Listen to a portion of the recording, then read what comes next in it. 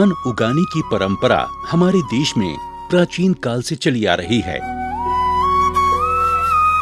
जिसका उपयोग न केवल खाद्य पदार्थ के रूप में अपितु अन्य सांस्कृतिक उत्सवों, आयोजनों एवं किस्म किस्म की उपयोगी वस्तुओं और कलाकृतियों को बनाने में भी किया जाता रहा है।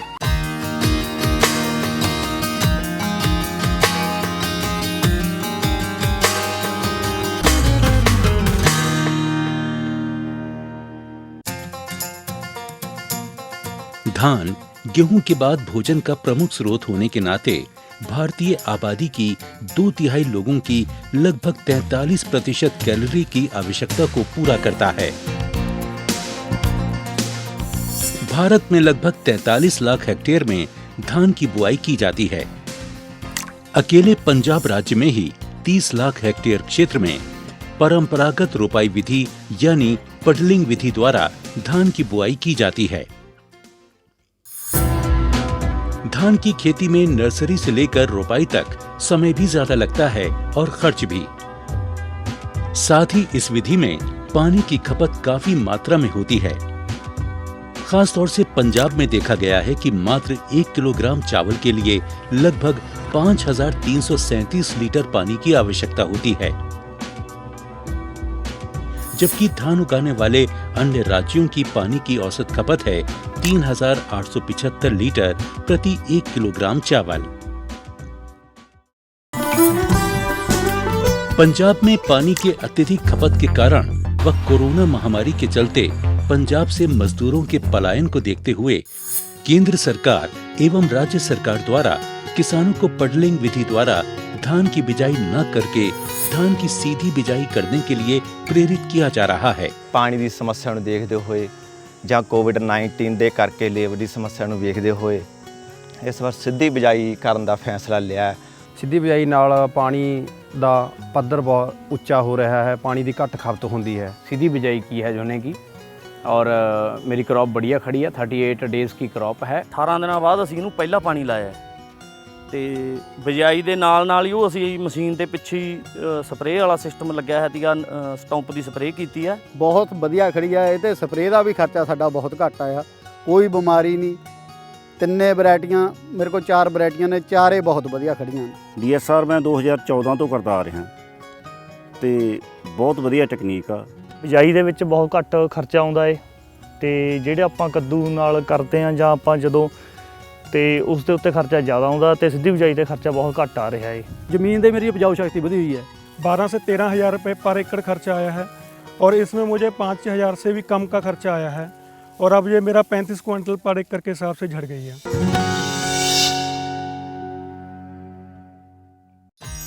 भारतीय कृषि अनुसंधान परिषद के कृषि प्रौद्योगिकी और अनुप्रयोग अनुसंधान संस्थान अटारी लुधियाना तथा पंजाब कृषि विश्वविद्यालय द्वारा zero tillage seed drill machine में मामूली संशोधन कर DSR मशीन को कृषि विज्ञान केंद्रों के सहयोग से किसानों के बीच सीधी बिजाई के लिए प्रचलित किया जा रहा है। ਸਿੱਧੀ ਬਿਜਾਈ ਨੂੰ ਕੰਪੇਅਰ ਕੀਤਾ ਗਿਆ ਜਿਹੜੀ ਆਪਣੀ ਟ੍ਰਾਂਸਪਲਾਂਟਰ ਨਾਲ ਤੇ ਜਿਹੜੀ ਮੈਨੂਅਲ ਆਪਾਂ ਕਰਦੇ ਹਾਂ। ਉਹਨਾਂ ਸਮਿਆਂ ਦੇ ਵਿੱਚ ਇਹ ਦੇਖਿਆ ਗਿਆ ਸੀ ਕਿ ਲੇਬਰ ਦੀ ਕਾਸਟ ਵੱਧਦੀ ਜਾਂਦੀ ਹੈ ਤੇ ਲੇਬਰ ਮਿਲਦੀ ਨਹੀਂ।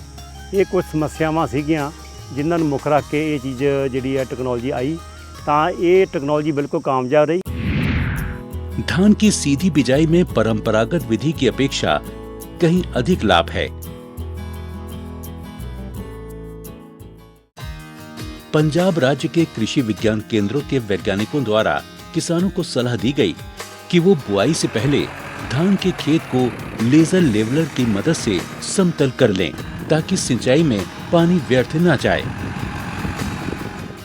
बीजों की बुआई 2 विधियों से की जा सकती है, सूखी विधि अथवा गीली विधि। धान की सीधी बिजाई में गैर बासमती किस्मों की बुआई 1 से 15 जून तथा सुगंधित या बासमती किस्मों की बुआई 15 से 30 जून के बीच करनी चाहिए। सीधी बुआई में धान की सही किस्मों का चयन करें ताकि अच्छी पैदावार मिल सके। सुगंधित और बासमती किस्मों में पूसा बासमती की 1121, पूसा बासमती 1509 और पंजाब बासमती 1 एवं गैर बासमती किस्में PR 114, PR 124, PR 126, PR 128 और PR 129 प्रमुखता से उगाई जा रही हैं। बुआई से पहले बीजों का भली प्रकार बीज उपचार कर लें ताकि फसल में बीमारी व कीटों से छुटकारा पाया जा सके।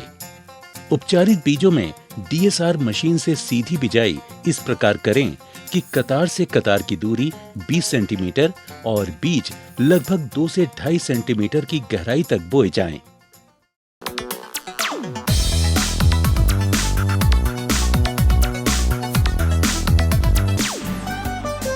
इस तरह प्रति एकड़ लगभग 8 से 10 किलोग्राम बीजों की खपत होगी। धान की सीधी बुआई उचित नमी और खेत की कम जुताई करके या खेत की जुताई किए बिना ही की जानी चाहिए। तत्पश्चात तुरंत खरपतवार नाशी दवा का छिड़काव कर देना चाहिए। धान की सीधी बुआई करने पर धान की फसल को खरपतवार से नुकसान की आशंका रहती है। पंजाब कृषि विश्वविद्यालय द्वारा जीरो टिलेज मशीन में मामूली संशोधन कर साथ में स्प्रे अटैचमेंट लगा दिया गया है, जिससे खरपतवार नाशी दवा पेंडामेथालिन का बिजाई के साथ ही छिड़काव कर कम से कम 1 महीने तक नदीन या खरपतवार से छुटकारा पाया जा सकता है।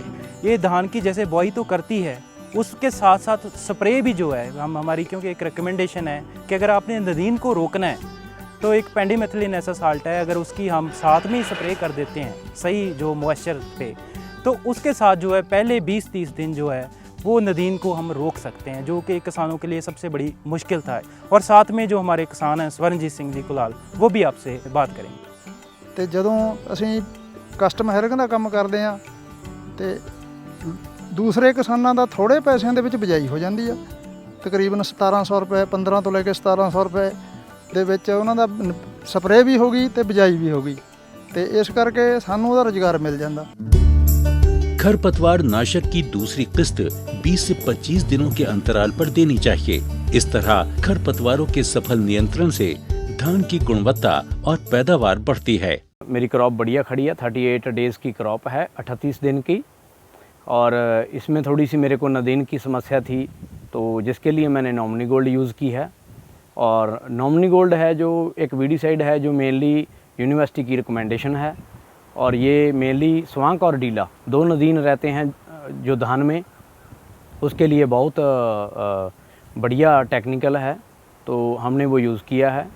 और जिसकी 100 ml 100 ml प्रति एकड़ की डोज है जो 150 लीटर पानी में का घोल बना के 1 एकड़ पे की जाती है। कोरोना महामारी के कारण खेतीहर मजदूरों की कमी को पूरा करने के लिए किसानों को धान की सीधी बुआई का एक अन्य विकल्प मैकेनिकल ट्रांसप्लांटर द्वारा भी धान की बुआई की सलाह दी गई। इससे जहां एक ओर मजदूरों की कमी नहीं खली, तो वहीं दूसरी ओर समय की बहुत बचत हुई। लुधियाना जिले में लगभग 25,000 से 30,000 हेक्टेयर क्षेत्र में मैकेनिकल ट्रांसप्लांटर द्वारा भी धान की बिजाई की गई। ਇਹਦੇ ਨਾਲ ਜੋ ਲੇਬਰ ਦੀ ਕਿੱਲਤ ਆ ਉਹ ਦੂਰ ਹੋਈ, ਜੋ ਸਮੱਸਿਆ ਆ ਰਹੀ ਸੀ ਝੋਨੇ ਬਾਰੇ ਉਸ ਨੂੰ ਦੂਰ ਕੀਤਾ ਗਿਆ ਮਸ਼ੀਨ ਨਾਲ। मिट्टी की जांच के अनुसार उर्वरकों का प्रयोग करना चाहिए। सीधी बिजाई से किए गए गैर बासमती धान में प्रति एकड़ में 130 किलोग्राम यूरिया बराबर 3 किस्तों में डालनी चाहिए। बासमती धान की सीधी बिजाई वाली फसल को नाइट्रोजन की कम आवश्यकता होती है। यूरिया की 54 किलोग्राम मात्रा को 3 बराबर खुराकों में 3, 6 और 9 सप्ताह बाद खेत में देना चाहिए। किसानों को चाहिए कि वो पर्ण चार्ट से मिलान करके ही उर्वरकों का प्रयोग करें। ਜਿਹੜਾ 4 ਨੰਬਰ ਵਾਲਾ ਇਹ ਆ ਜੀ ਨਿਸ਼ਾਨ ਆ, ਇਹਦੇ ਨਾਲ ਪੱਤਾ ਮਿਲਾ ਕੇ ਉਸ ਤੋਂ ਬਾਅਦ ਯੂਰੀਆ ਪਾਉਣੀ ਹੈਗੀ। ਜਿਉਂ ਆਪਾਂ ਜਿਹੜੀ ਜ਼ਿਆਦਾ ਯੂਰੀਆ ਪਾਉਂਦੇ ਆ ਉਹ ਜ਼ਿਆਦਾਤਰ ਆਪਣੇ ਬਿਮਾਰੀਆਂ ਦਾ ਕਾਰਨ ਹੀ ਬਣਦੀ ਹੈ ਜੀ, ਜਾਂ ਕੋਈ ਝੋਨੇ 'ਚ ਫੂਕ ਜ਼ਿਆਦਾ ਬਣੂਗੀ ਜਾਂ ਕੋਈ ਝਾੜ ਤੇ ਅਸਰ ਬਹੁਤ ਪੈਂਦਾ ਜੀ। पंजाब कृषि विश्वविद्यालय द्वारा सिफारिश की गई मात्रा के अनुसार फसलों में उर्वरकों का प्रयोग करें। भारतीय कृषि अनुसंधान परिषद के अंतर्गत कार्यरत कृषि प्रौद्योगिकी अनुप्रयोग अनुसंधान संस्थान अटारी लुधियाना तथा पंजाब कृषि विश्वविद्यालय द्वारा कृषि विज्ञान केंद्रों के माध्यम से पूरे पंजाब राज्य में धान की सीधी बुआई को बढ़ावा देने के लिए किए जा रहे प्रयासों के अच्छे परिणाम दिखाई पड़ रहे हैं। जहां पंजाब के मुक्तसर जिले में धान की सीधी बिजाई 55,000 हेक्टेयर क्षेत्र में की गई, तो वहीं संगरूर जिले में 31,350 हेक्टेयर, फरीदकोट जिले में 20,500 हेक्टेयर, बरनाला जिले में 2,000 हेक्टेयर, लुधियाना जिले में 15,500 हेक्टेयर और भटिंडा जिले में 40,000 हेक्टेयर तथा मोगा में 26,000 हेक्टेयर क्षेत्र में धान की सीधी बिजाई द्वारा धान की पैदावार प्राप्त की गई। इसके जो नतीजे आए हैं वो बड़े अच्छे हैं, क्योंकि जो विभिन्न किसानों से जो हमें उनके खेतों पर जाकर के और कृषि विज्ञान केंद्र के वैज्ञानिकों के माध्यम से जो हमें सूचना मिली है, जिससे कि पता चला है कि जो उत्पादन है उसमें दूसरी विधि के मुकाबले भी उतना ही आ रहा है तथा इसमें जो धान की बिजाई और कटाई, इसके धान के उत्पादन में जो खर्चा आता था उसमें कमी आई।